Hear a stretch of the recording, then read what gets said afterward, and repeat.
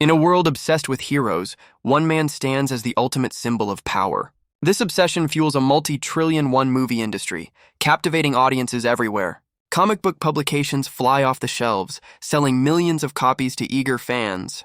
Even theme parks dedicated to these fictional icons draw in massive, adoring crowds. The entire world is swept up in this hero mania, despite knowing it's all just fantasy. A father indulges his son's excitement, promising to see their favorite hero at a parade. The boy's attention is suddenly stolen by something unexpected, leaving him utterly baffled. They both look up to see a colossal caped figure looming in the sky above them. Realization dawns on the child's face as he erupts with pure joy at the sight of a real superhero. The father smiles, curious to see which hero has so thoroughly amazed his son. The father initially dismisses the sight as an expensive movie stunt. A nearby photographer scoffs at his cluelessness, insisting this is something more. He excitedly identifies the figure as a superhuman, a being of immense power. The photographer feels privileged to capture the first-ever photo of a real-life hero. He eagerly asks for another pose, but the hero's smile turns sinister. The so-called hero obliges by firing a devastating energy blast at the photographer. A horrified bystander is left splattered and in shock from the sudden brutal attack. The crowd's adoration instantly turns to terror as they realize he's no hero. Panic erupts as everyone scrambles for safety, creating a chaotic stampede. The caped figure watches the pandemonium unfold with a chillingly amused expression. The father screams in a desperate attempt to silence the overwhelming chaos. The villain relishes the sudden fearful quiet that has fallen over the crowd. He then gestures for silence, building anticipation for his next horrific act. With a malevolent grin, he prepares to unleash his world-ending power. The sky erupts in flames as a meteor shower rains down upon the city. The emergence of this real superhuman marks the beginning of humanity's apocalypse. His rampage begins in Tokyo, leaving the once thriving metropolis in ruins. He surveys the devastation with a twisted smile, admiring his own handiwork. By the second day, his destructive path has completely annihilated America's west coast. On the third day, the icy landscape of Greenland is engulfed in flames. By day 4, northern France is annihilated, with 57% of the world erased in just 5 days. The villain floats in orbit, calmly observing the burning planet below him. In response, the world's governments form a desperate alliance, the World United Army. World leaders unanimously approve a swift and decisive response plan. Meanwhile, the architect of the apocalypse is found relaxing on a remote tropical island. He lounges under a palm tree, taking a vacation from his global rampage. The destroyer of worlds is completely oblivious, fast asleep in his beach chair. Unbeknownst to him, a military plane is reflected in his glasses, signaling their arrival. Humanity's final gambit is a 100-megaton hydrogen bomb dropped directly on his position. The entire island is engulfed in a fiery blast, humanity's last hope for survival. High above, a satellite monitors the aftermath of humanity's desperate attack. The blast obliterates 3 countries, leaving only the villain's cracked glasses in the inferno. Yet, the man known as Friday emerges from the flames with nothing more than a bored yawn. Back at the White House, world leaders reel from the utter failure of their ultimate weapon. A breaking news report suddenly announces the superhuman has reappeared at a broadcasting station. The U.S. president despairs, realizing that even their most powerful weapons are completely useless against him. President James Logan clenches his fists, struggling to comprehend the nature of this unstoppable foe. An aide rushes in with urgent news, reporting that Friday has now appeared at the Capitol. The president is stunned to hear that the world-ending villain is specifically waiting for him. With grim resolve, he decides to confront the being perched atop the Capitol dome. Heavily armed soldiers escort President Logan to his fateful meeting with the superhuman. An aide offers a bulletproof vest, but the president dismisses it as a futile gesture.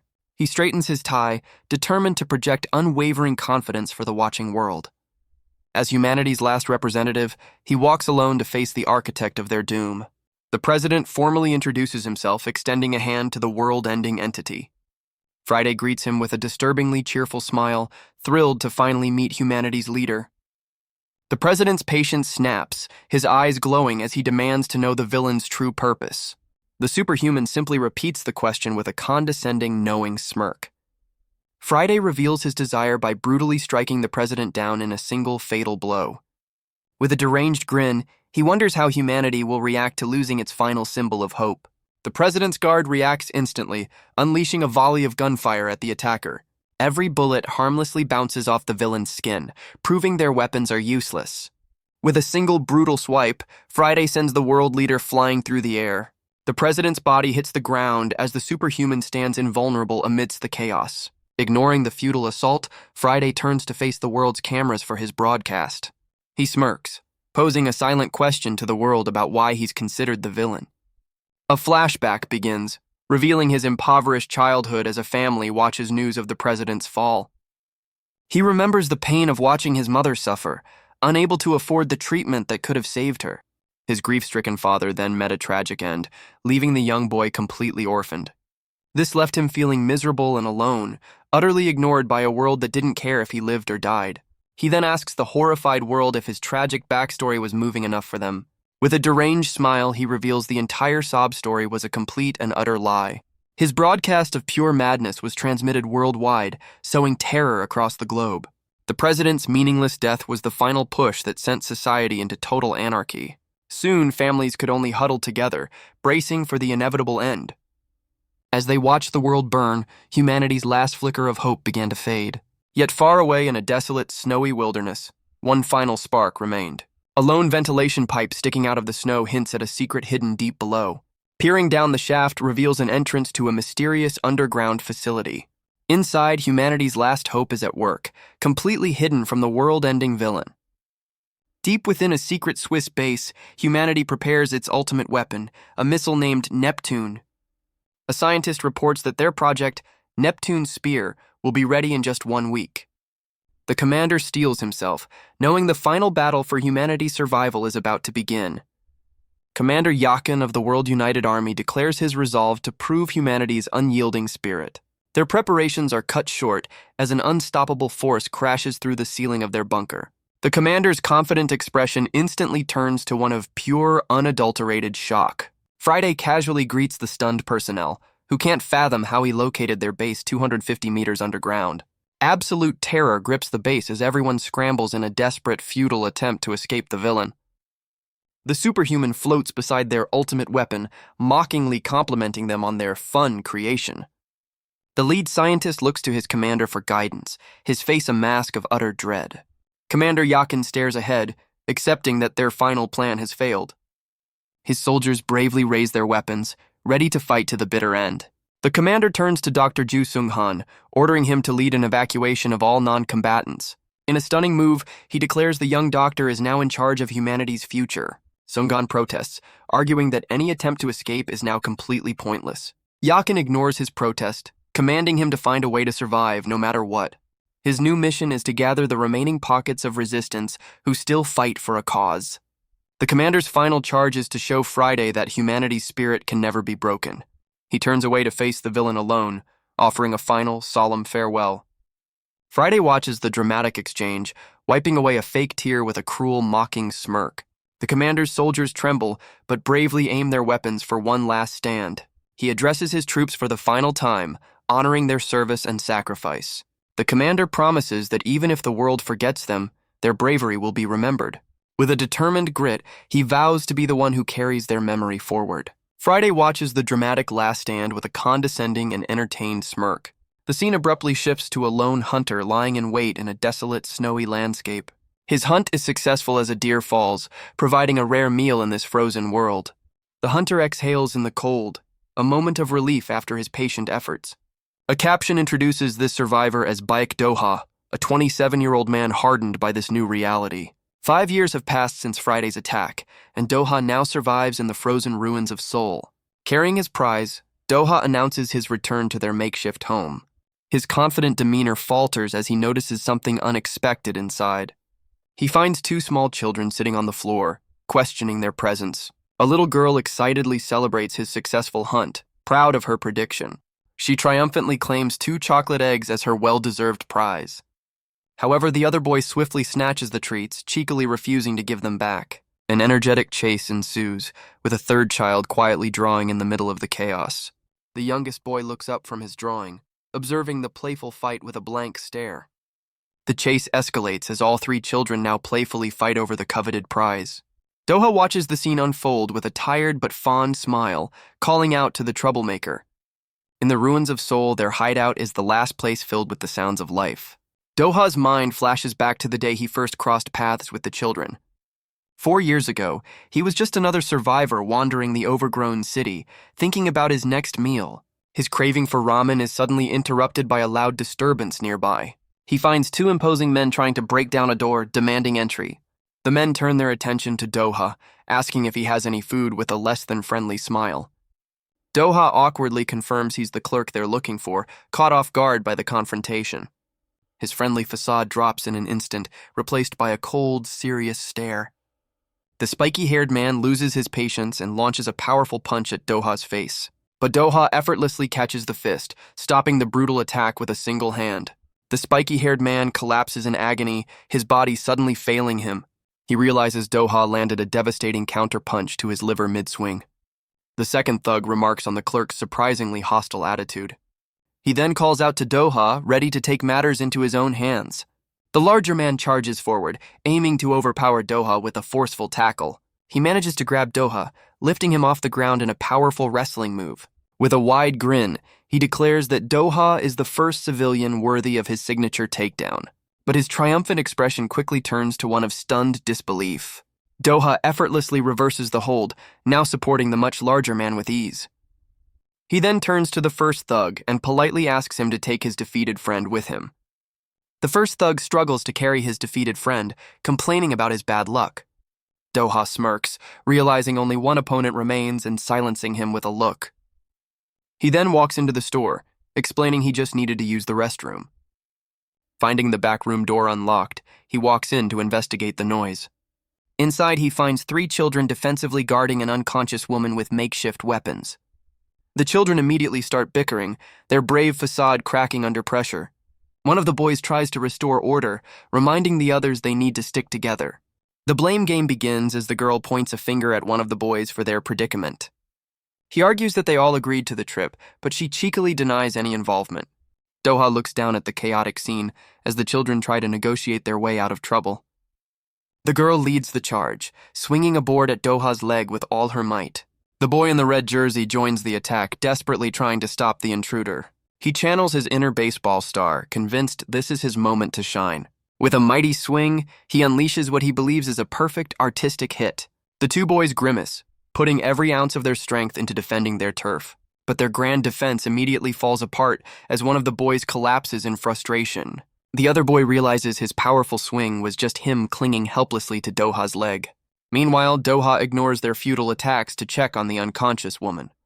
He discovers she's dangerously ill, burning up with a severe fever. Doha calmly removes his backpack, preparing to help as the children watch in confusion.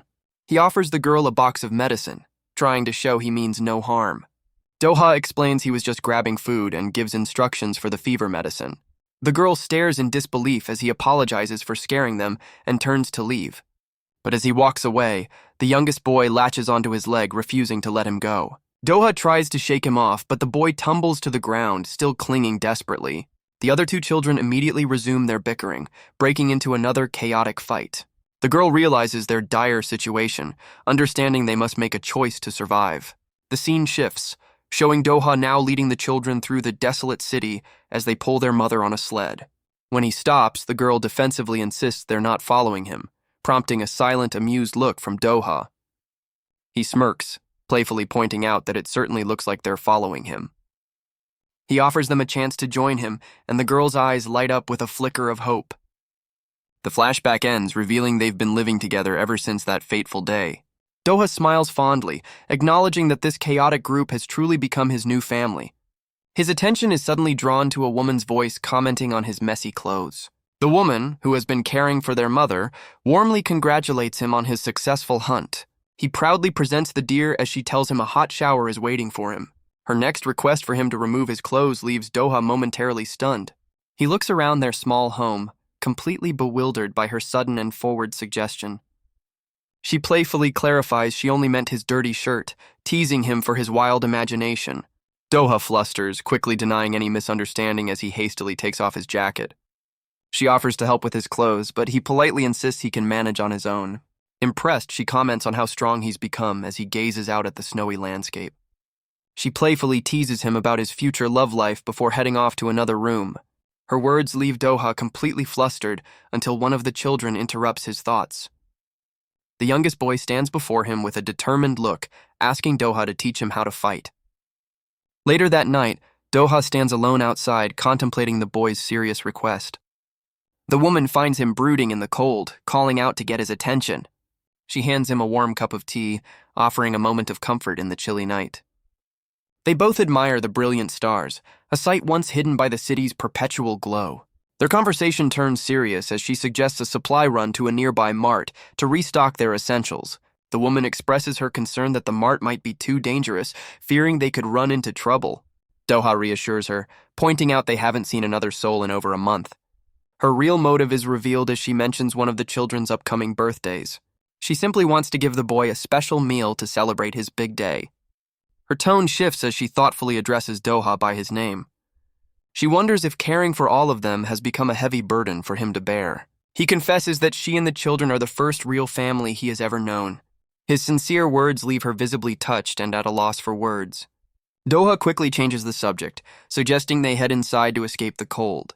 She teases him with a bold question, wondering if their family status makes them husband and wife. Doha is left blushing and speechless by her incredibly forward question. She laughs it off, revealing she was only teasing him about their relationship. He stumbles over his words, trying and failing to hide his flustered reaction.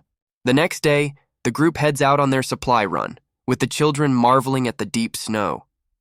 One of the boys, however, is less than thrilled, complaining bitterly about the freezing weather. He impatiently urges Doha to speed things up so they can return to the warmth of their home. Doha lightens the mood by playfully chasing after two of the children in the snow. With a mischievous grin, he threatens to bury them all in a friendly snowball fight. The woman joins the fun, happily preparing a snowball of her own to throw. She then unleashes a massive snowball, sending the kids scattering in a playful panic. The family works together, putting the finishing touches on a massive snowman. They stand back to admire their creation, a towering, grumpy-faced snowman set against the mountains. The kids race ahead towards the mart, excitedly claiming their future loot from the supply run. Doha's playful mood vanishes as he senses something is terribly wrong. He looks up, unsettled by the twisted, unnatural appearance of the tree branches above. The children, oblivious to the danger, impatiently wave for him to catch up at the mart's entrance. One of the boys playfully taunts him, but Doha's focus remains fixed on the strange atmosphere. Shaking off his unease, he calls out to them and begins to follow. He dismisses his gut feeling as just the wind, unaware of the fate that awaits them inside the building. A sense of foreboding hangs in the air, hinting at the tragic ending just around the corner. Before they enter, Doha hands out whistles to everyone as a safety precaution. The children react to the strange gifts, with one immediately testing his out. He pairs up the two boys, Junsik and Youngjae, instructing them to stick together. The woman and the little girl, Seowa, form the second team for the supply run. Doha lays down the ground rules, ordering them to stay in their pairs and on the same floor. He stresses that the whistles are their emergency signal if they run into any trouble. With a confident smile, he sets a 1-hour time limit for their scavenging mission. The group splits up and the woman begins her search in the deserted clothing section. She browses the racks, unsure of what clothes would be the most practical choice. Her thoughts turn to the children as she considers grabbing larger sizes for them. She decides it's better to find clothes that fit the children perfectly right now. Her shopping is interrupted as the little girl, Seowa, excitedly calls for her attention. Seowa proudly models a new outfit, explaining she styled it just like her older sister figure. The woman showers her with compliments, telling the delighted girl she looks like a model. She offers to help Seowa pick out another outfit, and the two happily continue their fashion show. Elsewhere in the mart, Junsik impatiently urges his partner to hurry up their search. He reminds Youngji that this trip is for his birthday, telling him to stop whining while grabbing snacks. Youngjae is stunned by the sheer volume of snacks Junsik has managed to cram into his backpack. Junsik questions if his friend can carry the massive haul, but Youngjae cheekily offers to share the load. Junsik flatly refuses the offer, quickly stepping away from his over-enthusiastic friend.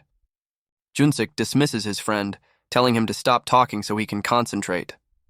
Annoyed by the shouting, Junsik turns back with an irritated expression. The sheer weight of the snacks causes Youngjae to lose his balance and topple over backward.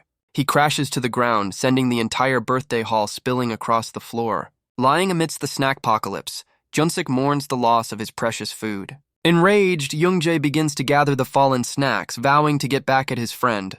He spots a lone can of chips that rolled away and marches over to retrieve it. With a triumphant grab, he successfully secures the last of the scattered treats. Youngjae grins, determined not to let a single snack go to waste. His triumphant mood is cut short as his eyes widen at an unexpected sight nearby. Youngjae lets out a frustrated scream, blaming Junsik for the snack-tastrophe. He looks around the empty aisle, wondering where his friend suddenly disappeared to. Elsewhere, Doha walks alone through a vast industrial section of the mart. He cautiously makes his way along a metal catwalk, surveying the silent area below. Concluding that no one has been there, he dismisses his earlier unease about the trees. He finds it odd that a place this large still has so many untouched supplies. Reaching for a doorknob, he wonders if previous visitors left without taking anything. A grim realization dawns as he opens the door to find the remains of those who never left. Doha sits down, calmly accepting that the world now has more dead than living. He somberly acknowledges that everyone has grown accustomed to the sight of death. He recalls a news report from before the world went dark, citing a death toll of 5.7 billion. Humanity's all-out war against Friday only served to hasten the world's end. This led to a mass exodus from major cities as people fled in terror. He finds it ironic that Seoul, of all places, suffered the least amount of damage. His thoughts are interrupted by his timer, reminding him that their hour is up. He heads to the rendezvous point, finding the woman and Seoa waiting by the main entrance. They spot him and wave happily, their mission seemingly a success. Doha asks the little girl what she found, but she cheekily tells him it's a secret. He then notices the boys are missing, and a hint of concern appears on the woman's face. Seoa confidently assumes they're just fighting over snacks, right before the two boys show up to deny the accusation. The woman notices Youngjae's bruised face, realizing the boys must have fought. Doha's mood shifts instantly, his voice low as he asks for Junsik's whereabouts. Youngjae's confusion confirms Junsik is missing, deepening Doha's unease. Without a word, Doha pulls a rifle from his bag and hands it to the woman. He instructs her to take the other children to the engine room, a place he's already secured. She watches him leave to search alone, questioning how he'll manage without a weapon. Doha flashes a confident smile, playfully telling her this is a husband's duty. His bold declaration leaves her completely stunned and blushing. He quickly retracts the statement with a laugh, turning the search into a game for the kids. The woman and children begin their search in the engine room, calling out for the missing boy. Youngjae furiously screams for Junsik, threatening him for disappearing while Seoa watches nervously. Meanwhile, Doha frantically searches the clothing aisles, calling out the missing boy's name. His search leads him to the vast storage section, but there's still no sign of Junsik. Doha's voice echoes through the empty mart as he desperately calls for a response. He spots Junsik's favorite chips near an arcade, suddenly hearing the distinct sounds of a video game. His eyes narrow as he follows the noise, a new lead finally breaking the silence. He finds Junsik completely absorbed in a game, headphones on and a wide grin on his face. Doha lets out a heavy sigh, his relief quickly replaced by pure exasperation. The boy finally looks up, obliviously inviting a very unamused Doha to join his game. Doha cuts the fun short, sternly reprimanding Junsik for his carelessness and revoking his snack privileges. Junsik explains that a strange man told him to stay and play games first. Doha's eyes glow with a dangerous red light as he realizes the horrifying truth. The boy obliviously confirms he was with a stranger, not sensing the immediate peril. Junsik even brags about beating the man, completely unaware of the gravity of the situation. A cold dread washes over Doha as he understands they are not alone in the mart. His hand instinctively moves to the axe at his side, preparing for a fight. The boy finally notices Doha's tension, asking what's wrong with innocent confusion. Doha glares down, his fury barely contained as he grips his weapon tighter. A new voice suddenly echoes from the arcade, and Doha's head whips around to face the sound. Junsik's face contorts in pure horror as he sees the figure standing behind Doha. Back at their hideout, Doha urgently packs a bag, insisting they have to leave immediately. The woman confronts him, confused by the sudden rush and demanding to know what happened. His haunted expression confirms her fears as she asks if he encountered something at the mart. A flashback reveals the stranger's glowing blue eyes as the game screen flashes, "Game over." The stranger is none other than Friday, casually complaining about losing the arcade game 9 times. He internally grumbles about the boy's surprisingly painful forehead flicks, his punishment for losing. Friday's playful demeanor shatters, replaced by a face of pure demonic rage over the game. Back in the present, Doha realizes there's no time to think, only to act against this overwhelming threat. He resolves to hold his ground, knowing he must endure whatever comes next as Junsik watches in confusion. With glowing red eyes and his axe in hand, Doha prepares to face the villain to buy his family time to escape. Junsik is terrified by the sudden, dangerous glint in Doha's eyes. Friday admits he hates losing, but promises not to hold the game against Doha. Instead, he reveals he promised the boy a game of hide-and-seek would be next. With a deranged grin, he challenges Doha to run and hide, vowing he won't lose this time. Back in the present, Doha's resolve hardens as he swears to protect his family at all costs. The woman is completely bewildered by his sudden urgency, demanding to know what's going on. Doha's intense gaze reveals the gravity of the situation as he repeats his command to leave. He shoves her towards the door, frantically telling her to gather the children and escape. But as they look outside, they are both stunned into silence by an impossible sight. A massive, brightly lit pile of gift boxes stands in the snow, a sinister present from their pursuer.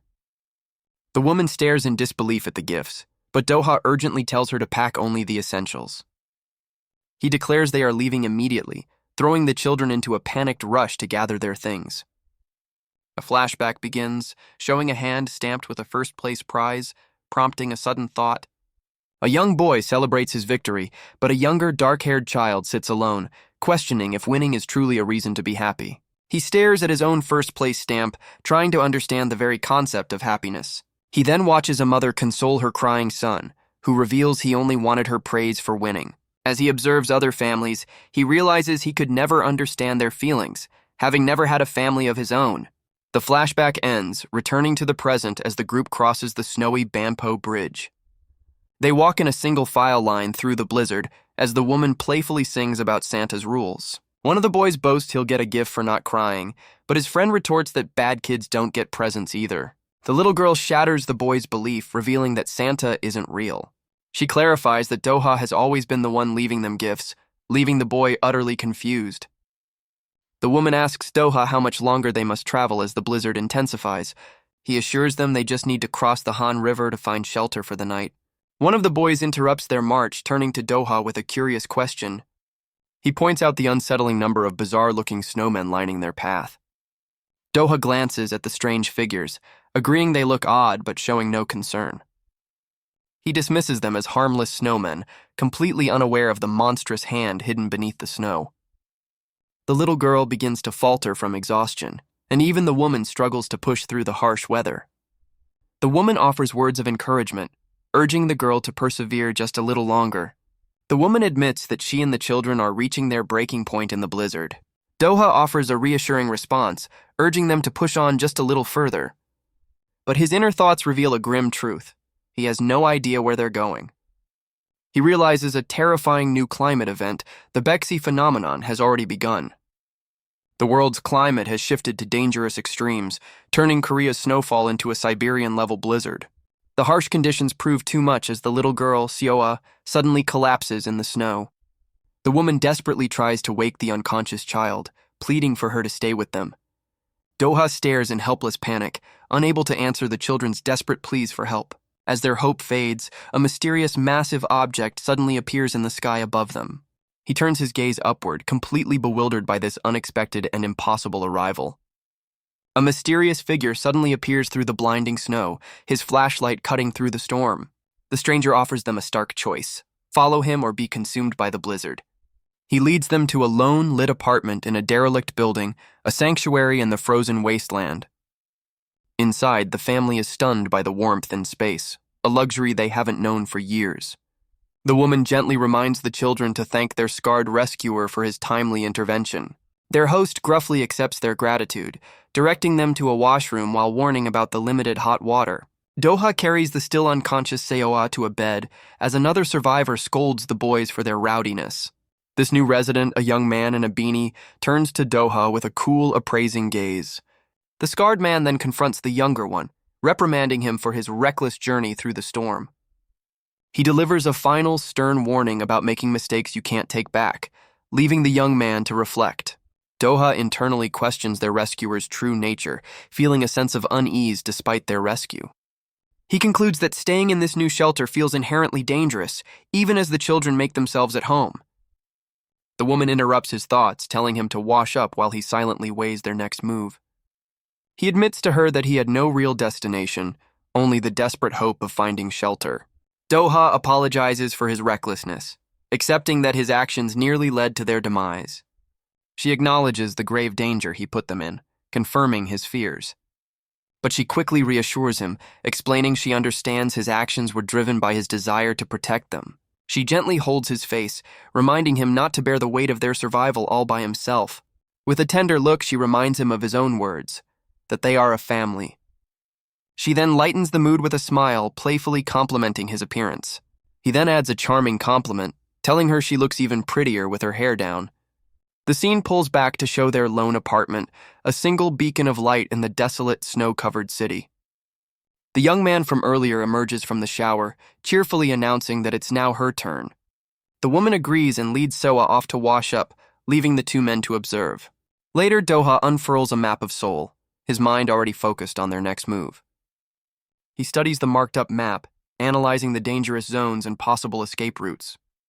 His thoughts confirm they've crossed into the unfamiliar southern part of the city. With a determined gaze, he resolves to get his family as far from Friday as possible, no matter the cost. One of the boys innocently offers their scarred host some potatoes, a small gesture of kindness. Doha kneels down to question Junsik about the stranger at the mart, unaware of a menacing reflection in the window behind him. Doha presses for details, asking what kind of game the boy played with the stranger. The menacing reflection materializes as Friday, his red eyes glowing as he announces he's found them.